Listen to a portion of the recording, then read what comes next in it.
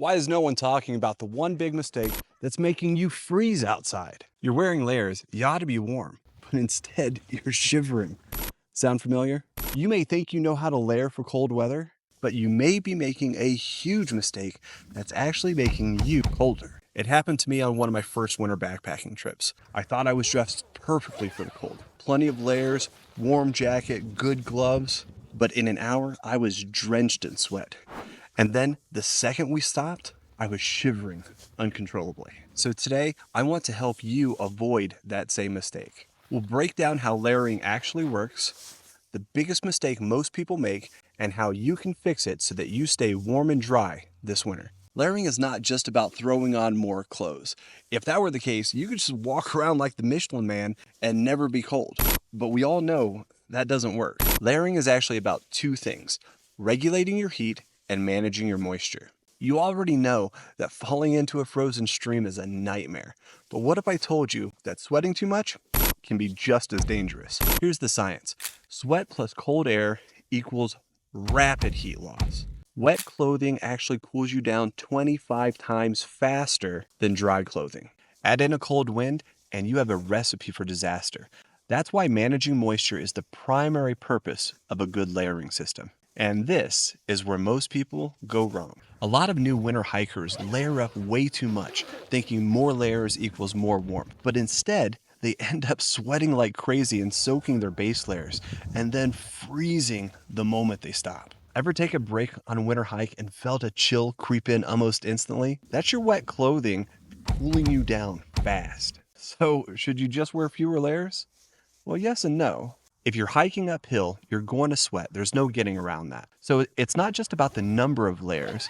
It's about having the right layers and knowing how to use them effectively. Let's start with the base layer. It's arguably the most important layer. Your base layer is your first line of defense against sweat. It helps wick away moisture from your skin, and it helps regulate your body temperature. The good ones wick away sweat. The bad ones hold on to moisture, turning your clothing into a cold, wet mess. So how do you choose the right base layer? You have a couple of options. First, you have synthetic. It's best at wicking moisture, but it can smell really, really bad after heavy use. Next, you have wool. It's naturally odor resistant, but it retains a little bit more moisture than a synthetic option. And last, you have cotton. Never, ever wear cotton. It's a death sentence. It holds water like a sponge, and it traps it against your skin. My go-to base layer is the Ultra Merino 145 Zip Tee hoodie from KUIU. It's moisture wicking, it's itch free, and naturally odor resistant. I've worn it from single digits all the way up to the mid 90s, and it has performed absolutely great for me. I just wish it was just a little bit more durable. I also picked up KUIU's Peloton 118 Zip Tee.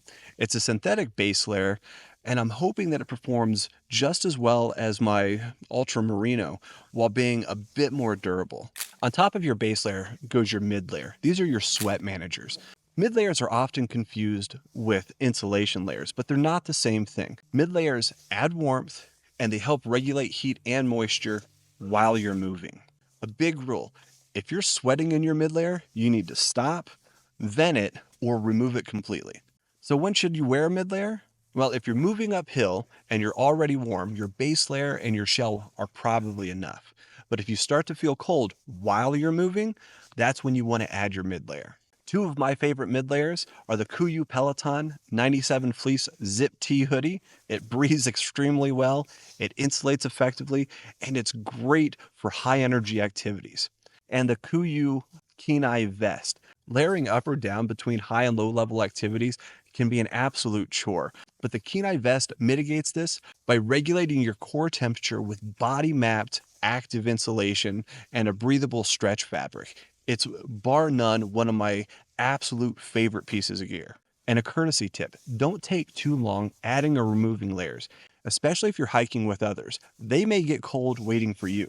Let's talk about insulating layers. Insulating layers are for when you stop moving. Mid layers breathe and help wick away moisture. And insulating layers' only job is to provide insulation. It doesn't block snow, it doesn't block wind, it doesn't evacuate sweat, it just keeps you warm. Common insulating layers include primarily down or synthetic puffy jackets and pants. Remember, Larger baffles equals more warmth. And stay away from puffy jackets with tiny baffles and lots of stitch lines. You should only wear an insulation layer when you're not moving much, at camp, during long breaks, while you're filming a video out in the snow. Otherwise, you're going to overheat and soak your base layers. Finally, let's talk about the outer shell. This is your final barrier. Your outer shell is as important as your base layer. A good shell is just that. It's a shell. It doesn't provide insulation, but instead it blocks wind, it keeps water and snow out, and it keeps you from soaking your inner layers. That means a good shell should be waterproof. Here's the truth about waterproof shells. Most waterproof shells use a waterproof breathable membrane, which allows some moisture to escape while keeping rain and snow out. You've probably heard of Gore-Tex, but it's not the only option. And my go-to shells, they don't even use it. Different brands have their own proprietary membranes, but even the best waterproof, breathable shells struggle to vent sweat fast enough when you're working hard. That's why ventilation is just as important as waterproofing. Pit zips or side vents are an absolute must. They let you dump heat quickly without removing your shell. So hot take, I used to think all waterproof jackets were the same. Until I hiked in a cheap rain shell with no vents. I was soaked from the inside out within an hour.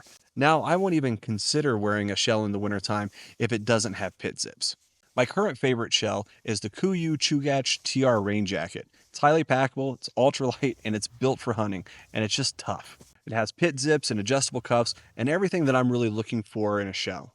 A great budget alternative is the Patagonia Torrent Shell 3L. It's windproof, waterproof, it has pit zips, and it packs into its own pocket. Now that you understand layering, let's talk about how to actually use your layers effectively in the field. The best advice that I can give is be bold, start cold. When you're at the car, you're going to feel cold and you're going to want to throw on some layers. Don't do it. Once you start moving, you'll heat up fast. If you start sweating right away, your layers are going to trap that moisture, and when you stop, you're going to be freezing. Instead, start with fewer layers than you think you need. If you're a little chilly when you start, that's absolutely perfect. Once you start moving, you need to micromanage your sweat, especially if you plan on staying out there overnight. If you get too hot while you're hiking and you start sweating, you need to stop and remove a layer, open up your pit zips, unzip your jacket, do whatever you need to do to bring that sweat level down. Your legs start sweating, you probably want to wear a soft shell pant, preferably something that has some side zips, again, so that you can dump some of that heat. Extremities too warm, remove your gloves, take off your hat, do whatever you need to do to dump that excess heat. Remember, regulating sweat equals staying much warmer in the long run. Now that you know how to use your layers effectively, you can avoid one of the biggest mistakes I see hikers make in the backcountry. But layering isn't the only mistake. I see backpackers make 5 critical mistakes that could absolutely ruin their trip. I actually break it down in this video here. You might want to watch that next. Remember, be bold, start cold, micromanage your sweat, and know when to wear each layer. Got a layering tip or a favorite piece of gear? Drop it in the comments. And if you found this video helpful, give it a thumbs up, share it with a friend, and subscribe for more videos like this. And until next time, 1 Corinthians 10:31.